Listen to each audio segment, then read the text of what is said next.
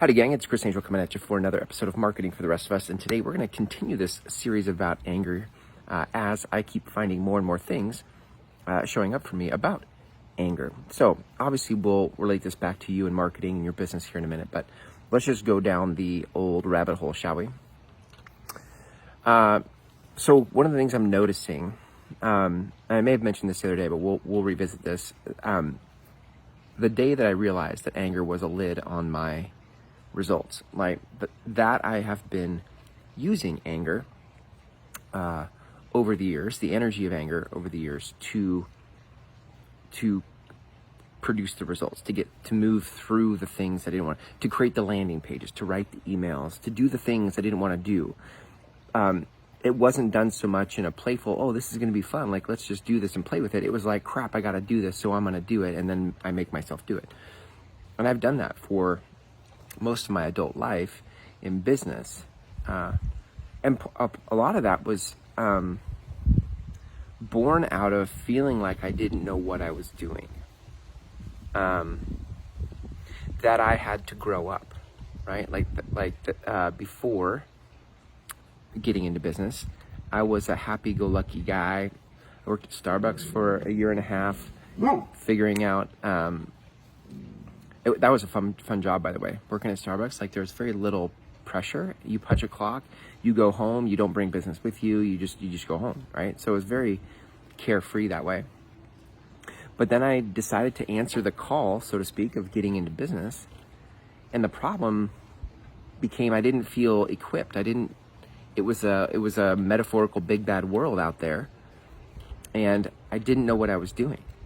And the happy-go-lucky, let's build, the dreamer me had all these ideas for what to do, and I quickly learned that having big ideas doesn't produce results. I was like, I burned through my savings in 3 months.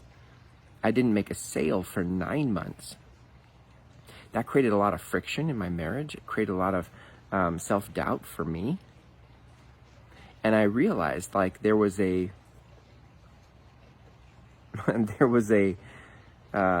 shortcoming to positivity and can-do attitude. I'm like, hey, it'll be okay. Let's just be positive. Let's just go.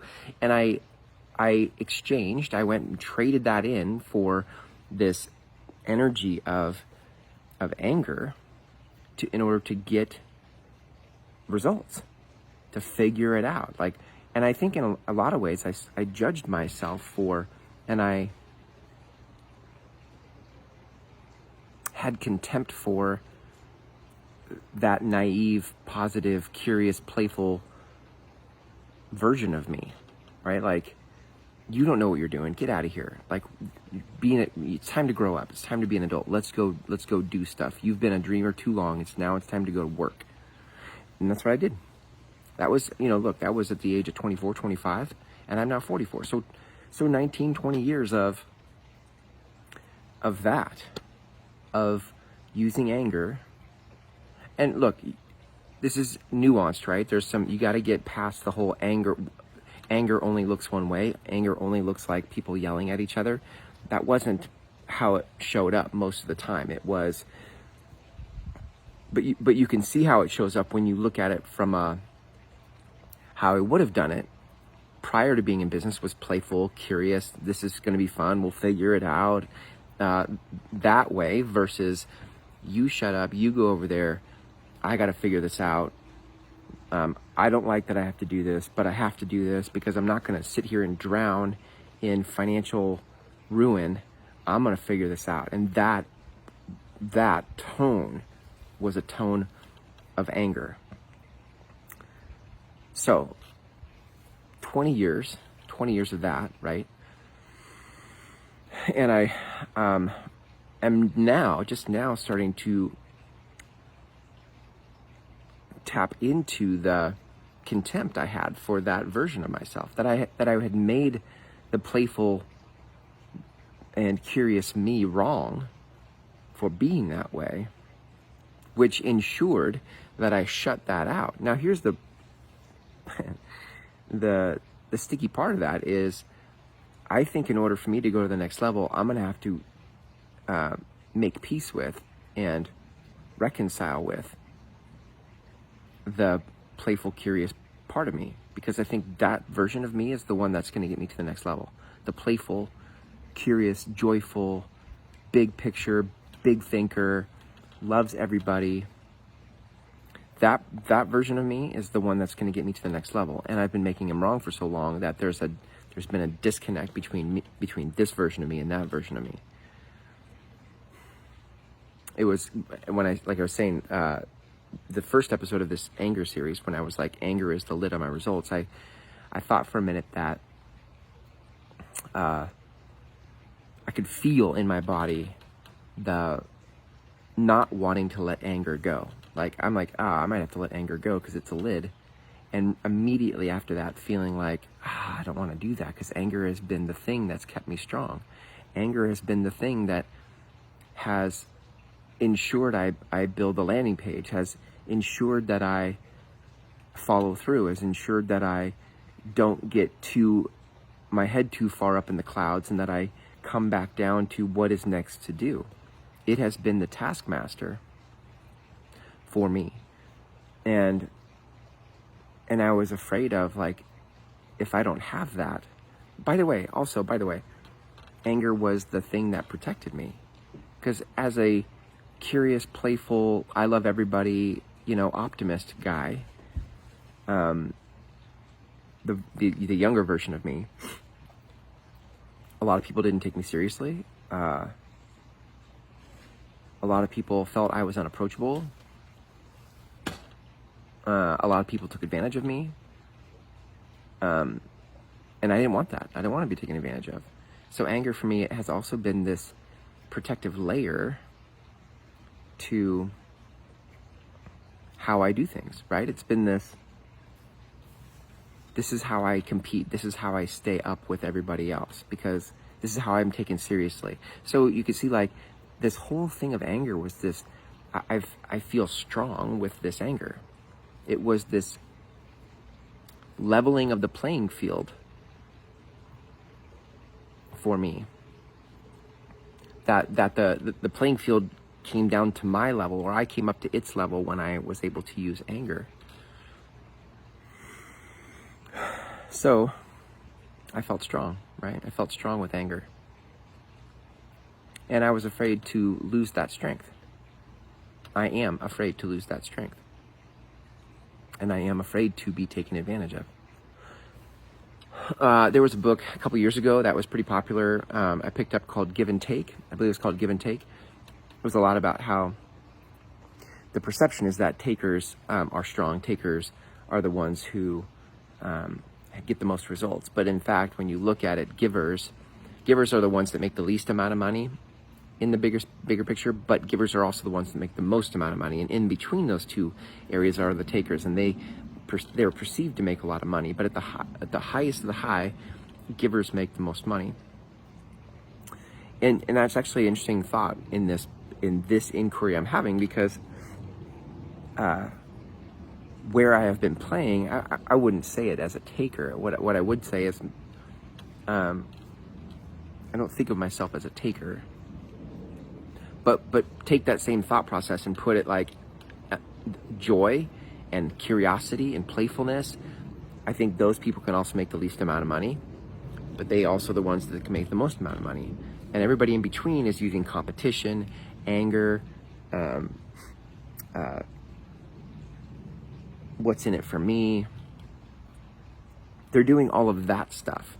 I've been doing all of that stuff. And so, again, to go to the next level, I'm going to have to start to look at, like, reconnecting to the joy, the curiosity, the playfulness, because that's who I really am. That's who I really am. That's who I really am. And I've had to augment my behavior for 20 years. I've thought, in order to produce a result, to be taken seriously, etc. So, look, here, let's flip this around now. What have you been doing since you've been in business that you thought you had to do to be taken seriously? Because, all right, well, I just got interrupted by a phone call and proceeded to use my anger to exert my control over the frustration of that moment, because I was on a roll and I was flipping that around. So this is the miracle of technology and splicing together 2 video clips. I've now put my phone on Do Not Disturb, Note to self, if you're recording your videos for your show or your posts, pre-record it on your camera from your phone. Put it on Do Not Disturb, because a phone call will interrupt and stop the recording. Okay, let's see if I can stop myself from going to second anger there. Okay, so we're flipping this around, right? I have to get the whole thing, right? You got to get present again to like where I was at in that conversation. So if we flip this around, the question becomes for you, what energy have you felt like you've had to use to produce a result in business because who you naturally are isn't good enough? What energy, what thing have you put on like a jacket, right? What have you cloaked yourself in to be taken seriously, to look like you have it figured out, to make yourself do the work that you have to do but haven't wanted to do? Like, what's that energy? And what I'm experiencing and what I'm suggesting to you is that energy is a lid on your results. That in order for you to really experience the breakthrough you've been wanting to have, it's not about the mechanics of things. It's not about learning. There is a moment to learn the mechanics of marketing, landing pages, funnels, ads, podcasts, posts, all the stuff. That is a part of the equation, but it's not the answer. I've been knocking on that door for years in terms of learning the things I need to learn. And I now know those things. The lid for me now is the energy I'm bringing to it. And I'm suggesting to you, the lid you're experiencing, the frustration you're experiencing, isn't because you don't know certain things to do, although you may not know certain things to do, right? There's a place for you to learn those things. But what's really producing the lid for you is that who you're being in trying to produce that result is not who you really are. And so you've put a lid on your God-given spirit, your soul, like your self-expression. And you've augmented your behavior to try to be something you're not in order to produce a result that really matters to you. See if you can't play with that today. See if you can't look at who have you been being, who do you think you've had to be, what energy have you brought to your business because you thought you had to, because who you were wasn't enough, wasn't taken seriously, would be taken advantage of, etc., etc. See if you can't find that, and then see if you can't start to make pathways back to reconciling that relationship with the truest version of you, right? Like who you really are, because that's who the world really needs. That's who the world really wants. Just when we were younger in life, we didn't see it that way. We couldn't see it that way, and so we changed who we were. We adopted a different energy. But now, because you, like me, are in a space of life where you've been there and done that, and you're ready for your truest self-expression in your business and your important work now needs you to be your fullest version of you, right? And to do that, you're going to have to give up the energy you've been using to produce a result the last however many years you've been doing it. That's it for this episode today, gang. Here's to you stepping into your fullest version of you, yeah? And finding your real strength, because your strength isn't in anger, right? The real strength that you want to find is in you being the fullest version and most aligned version of you.